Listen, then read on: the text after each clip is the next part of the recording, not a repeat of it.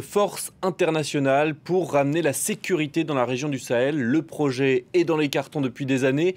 Le président français a donc réuni une vingtaine de dirigeants autour du G5 Sahel. L'objectif était notamment de trouver un financement pour cette force. Alors quelles ont été les principales annonces de cette journée? On fait le point avec Armel Charrier sur place.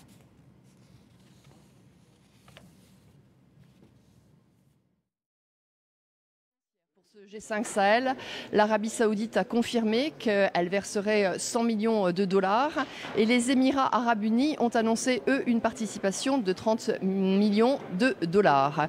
C'est donc une nouveauté. Le budget a effectivement besoin d'être renfloué. Il faut que les armées puissent être équipées, il faut qu'elles puissent être formées, il faut qu'elles puissent aller sur le terrain. Le président Macron a insisté, il nous faut des victoires dès le premier semestre 2018 contre le terrorisme, de la même manière qu'on le combat en Syrie et en Irak, il faut le combattre aujourd'hui au Sahel. Il avait certainement en tête effectivement aussi les risques des djihadistes qui peuvent arriver de Libye.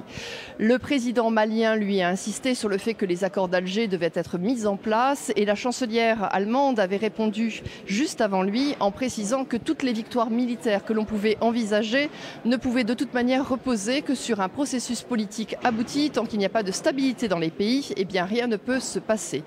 Tous ces pays doivent se retrouver dans quelques mois, dans quelques semaines, en février, pour reparler effectivement de toutes ces questions du budget. On l'a bien compris, la question du terrorisme au Sahel est une question prioritaire aujourd'hui que chacun prend très au sérieux. Mais c'est vrai aussi que pour l'instant, le G5 Sahel n'en est qu'à son balbutiement. Et vous l'avez entendu, le président du Mali était sur place. Le Mali, l'un des principaux pays concernés. Le président a donc salué les avancées de cette réunion. Écoutez-le. Nous sommes conscients qu'avec ce qui s'est passé au Moyen-Orient, avec la fin de la guerre en Syrie, il y aura un reflux vers nous.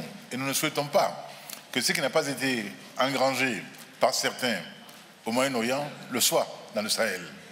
Nous devons dire l'urgence aujourd'hui à faire en sorte que notre force conjointe du G5 Sahel aboutisse rapidement à des résultats concrets dans sa lutte contre le terrorisme.